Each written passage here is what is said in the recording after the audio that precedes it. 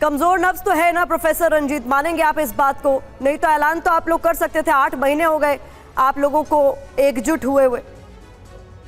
देखिए, रामकृपाल जी वरिष्ठ पत्रकार हैं, मैं इनका सम्मान करता हूं। इन्होंने एक चर्चा की, 6 प्रधानमंत्रियों की चर्चा की जो लंबे समय तक नहीं चल पाए। रामकृपाल जी को मैं याद दिलाना चाहता हूं, उसमें लगभग सभी में भारतीय जनता पार्टी साथ में थी और वो सरकारें नहीं चल पाई। एक तो ये बात। दूसरी बात की जब जब कांग्रेस ने नेतृत्व किया है, ये स्वयं भी मान रहे हैं, तब तक वो सरकार पूरा कार्यकाल पूरा करती है। डॉक्टर मनमोहन सिंह हमारे घोषित प्रधानमंत्री के उम्मीदवार नहीं थे, लेकिन वो सरकार 5 नहीं 10 साल चलाई उन्होंने और सफलतापूर्वक चलाई। नरसिंह राव जी उस समय वो प्रधानमंत्री के घोषित उम्मीदवार नहीं थे, लेकिन उन्होंने 5 साल उस गठबंधन की सरकार चलाई। इसीलिए अब की जो परिस्थिति है, और भारतीय जनता पार्टी में भी आदरणीय अटल बिहारी वाजपेयी ने सफलतापूर्वक गठबंधन सरकार चलाई। तो ये कहना कि गठबंधन की सरकार पूरा कार्यकाल पूरा नहीं करेगी, वो तो आदरणीय अटल जी का भी अपमान है। और जो पिछले 2-3 दशकों में आपने देखा कि गठबंधन की राजनीति में भी पूरा कार्यकाल पूरा करती है, उसका भी अपमान है। तो माननीय प्रधानमंत्री जी को समझ नहीं आ रहा है कि अब जाए कहां। नहीं, लेकिन रंजीत मिश्रा जी, आपको नहीं लगता कि तब से लेकर अब तक परिस्थितियां, सर्कमस्टेंसेस काफी बदल चुके हैं? अब नरेंद्र मोदी के चेहरे पर पूरा एनडीए चुनाव लड़ रहा है, मोदी की गारंटी के नाम पर चुनाव लड़ रहा है, उनके यश, उनकी कीर्ति के नाम पर चुनाव लड़ रहा है। ऐसे में इंडिया गठबंधन का जब जिक्र होता है तो फिर लोग सवाल पूछते हैं कि भाई इंडिया गठबंधन का चेहरा कौन है? अगर इंडिया गठबंधन जीत गया तो प्रधानमंत्री कौन बनेगा? हाँ समीर जी, मैं उस पर भी आऊंगा। रामकृपाल जी ने संयोजक की बात भी की। नहीं, पहले बता दीजिए ना, अरे सवाल का जवाब दे दीजिए भाई। समीर जी, मैं उनको पूछना चाहता हूं कि भाई एनडीए का संयोजक कौन है? हमारे तो 88 दल हैं और उसमें से भी 2 निकल गए तो 26 दल हमारे पास हैं। उनके पास तो 40 दल हैं। तो उनके संयोजक कौन है? रामकृपाल जी ये भी बता दे कि एनडीए के संयोजक कौन है। और पिछले 5-6 साल में या 10 साल मोदी जी का ले ले तो कितनी बार उसकी मीटिंग हुई है? तो यहाँ तो न तो एनडीए की सरकार है न भाजपा की सरकार है। भाजपा और एनडीए तो बिल्कुल गायब है। नहीं, और ये जो सवाल आप पूछ रहे हैं, ये रामकृपाल जी इसका जवाब क्यों देंगे? इसका जवाब तो शिवम त्यागी देंगे। शिवम बताइए, एनडीए में वो एकजुटता है क्या? कहीं मान लीजिए बहुमत से थोड़ा पीछे रह गए आप, तो फिर ऐसी नौबत तो नहीं आ जाएगी? मैं तो बस यही कहूंगा कि आप अपना प्रश्न प्रवक्ता होने के नाते कांग्रेस 1-1.5 महीने और बस यही सवाल पूछते रहिएगा। जब तक आप पूछते रहोगे तब तक हम सरकार बना लेंगे। शपथ वाले दिन आप पूछ लेना हमारे प्रधानमंत्री कौन है, कौन भाजपा के हमारे मित्र जो बोल रहे हैं वो आवाज नहीं सर सुन पा रहे हैं, कुछ व्यवस्था करवाएं। अच्छा, रंजीत जी को आवाज नहीं मिल रही है शिवम की, थोड़ा इसको दुरुस्त कर दीजिए। जी शिवम, अपनी बात कीजिए।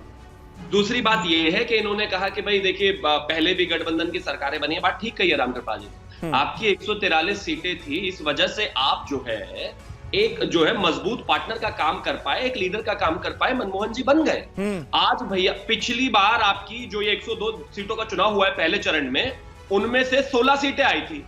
कांग्रेस की इस बार टोटल 7 फेजेस में 16 सीटें आ जाए तो बहुत बड़ी बात हो जाएगी भाई। वो जीतने का समय था, उसको भी छोड़ दीजिए। और कहां आज के अपने नेता और उस जमाने के नेताओं से कंपेयर कर रहे हैं? उस समय फिर भी मनमोहन सिंह जी थे, अब राहुल गांधी जी का मनमोहन सिंह जी से कंपेयर कर रहे हैं। कोई कंपैरिजन नहीं है भाई, कोई कंपैरिजन नहीं है। ठीक है। इसके अलावा अगर बात करें तो राहुल गांधी का आज आप क्या नरेंद्र मोदी जी से कंपैरिजन करेंगे? विषय साफ है। आज के समय में वोटर भी अगर बूथ पर जा रहा है, उसको क्लैरिटी है, अगर उसको वोट देनी है ईवीएम के पास जाकर जब वो खड़ा होगा सोचेगा।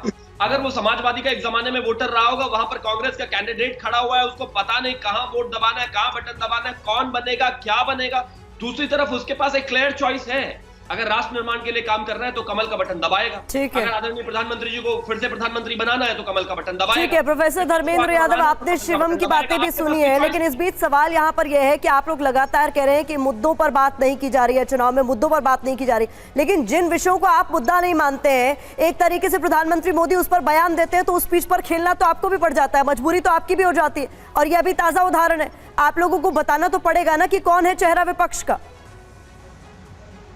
प्रतिभा जी, प्रधानमंत्री से लेकर के शिवम त्यागी तक की जो बौखलाहट है आपके टीवी स्क्रीन पे पूरा देश देख रहा है कि किस तरह से इनके खींच बाहर निकल के आ रही है। अगर आप अपने किए गए वादों को पूरा नहीं करेंगे तो आप मंगलसूत्र की बात करेंगे और मातृशक्ति का अपमान करेंगे उसको लोग समझ जाएंगे। और अच्छी बात यह है कि मोदी जी के जो जुमले हैं आप एक ही बार में समझ जा नहीं सकता। तो मोदी जी के लिए मुश्किल अब ये बात है जो जुमले 10 साल तक लोग देते रहे अब 10 दिन में ही समझ जा रहे हैं। तो यही वजह है कि भारतीय जनता पार्टी का शीर्ष नेतृत्व से लेकर के नीचे तक का कार्यकर्ता पूरी तरह से परेशान है। आपने देखा होगा गाजियाबाद में किस तरह से भारतीय जनता पार्टी के प्रत्याशी को धक्के मार के लोग भगा दिए। आपने मुजफ्फरनगर का देखा ही होगा, आपने इसके पहले वेस्ट बंगाल में देखा ही होगा।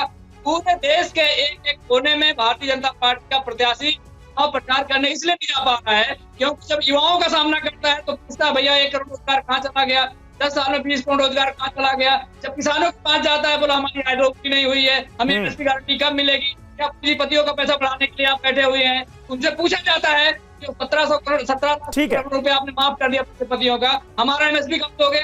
तो आज जनता के बीच में हर एक सेक्शन में बेटियों का अपना सवाल है कि हमारे बीच की बेटियों को आप क्यों जा करके दिल्ली के अंदर से घसीटवा के मारते हैं। तो वो बेटियां किसानों की बेटियां हैं, वो गरीब परिवार से लोग निकल के आते हैं, सबकी संवेदनाएं जुड़ी हुई है। आज भारतीय जनता पार्टी के पास 10 सालों में जुमला पढ़ने के अलावा कुछ भी नहीं था। मोदी जी ने 10 साल में जुमला का पहाड़ा पढ़ा।